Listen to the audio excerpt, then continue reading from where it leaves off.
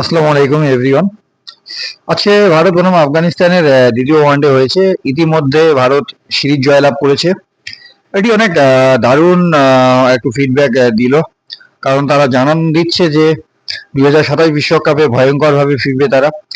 ইতিমধ্যে ওয়ানডে ফরম্যাটে তারা চ্যাম্পিয়ন্স ট্রফি 2025-এ জিতে গেলেও 2023 বিশ্বকাপে সেই নরেন্দ্র মোদী স্টেডিয়ামে অজিতের বিপক্ষে হেরে যায়। দারুণ পারফর্ম করেছিল বিরাট কোহলি, রোহিত শর্মা। সে ম্যাচে রোহিত শর্মা আর্লি উইকেট পড়ে যায়, বিরাট কোহলিও 50-র বলে আউট হয়ে যায়। ফাইনাল হারে যাওয়ার পর 2024-এ টি-20 ওয়ার্ল্ড কাপ পায়, 2025-এ চ্যাম্পিয়ন্স ট্রফি জয়লাভ, ওয়ানডে সংস্করণে হয়েছে।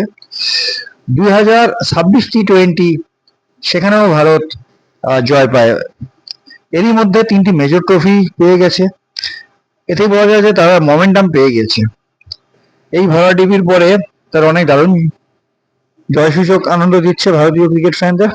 আমি লাইন আপ করি: যশস্বী জয়সওয়াল, শুভমান গিল, কিং কোহলি, রোহিত শর্মা, লোকেশ রাহুল, ঈশান কিষান। এক বড় line up. South Africa, Namibia, Zimbabwe এই কন্ডিশনে এই ব্যাটিং লাইন আপ অনেক বেটার পারফর্ম করতে পারে। এর পাশাপাশি বোলিং লাইন আপে যদি গুরকুর সিং কে পরখ করে দেখা হয়েছে, গুরনুর সরি।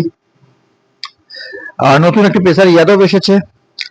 জসপ্রীত বুমরাহর সঙ্গে কে সঙ্গী হবে এটা আসলে সময় আছে, এখনো 27 ওয়ার্ল্ড কাপে দীর্ঘ সময়। এই সময় হয়তো তারা বাছাই করে পালিশ করে বুঝে যাবে কাকে নেওয়া যোগ্য। আমি 2027 বিশ্বকাপে অনেক ভালো প্রদর্শন হয়তো দেখতে পারবো কোহলি এবং রোহিতের এই যুগলকে। আসলে হিটম্যান এবং কিং কোহলি দুজনেই এক দানবীয় ইনিংস খেলতে পারেন, বড় ইনিংস নিজেদের দিনে। তারা অনেক ম্যাচিউর, দীর্ঘদিনে এত বড় কেরিয়ার ব্যাটসম্যান একটি প্লেয়ারের ভিতরে খুবই কম।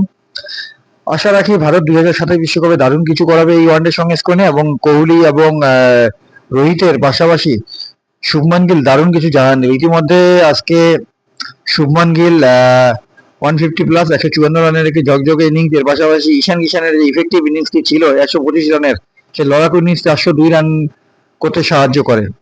এরই মধ্যে আফগানিস্তান খুব দারুণ পারফর্ম করেছিল গত দিনে গুরবাজ। আজকেও সে ধারা হয়তো 41 রানে আউট হয়ে যায়। যাই হোক, ভারতের এই জয়ে বোঝা যাচ্ছে ভারত 2027 বিশ্বকাপে মোটামুটি ভালো প্রদর্শন করতে পারছে। আমি এর মধ্যে ভারতের অনেক ভালো কিছু আশা করছি। ঠিক আছে, আল্লাহ হাফিজ। ভারতীয় ক্রিকেট ফ্যানের জন্য শুভকামনা রইল।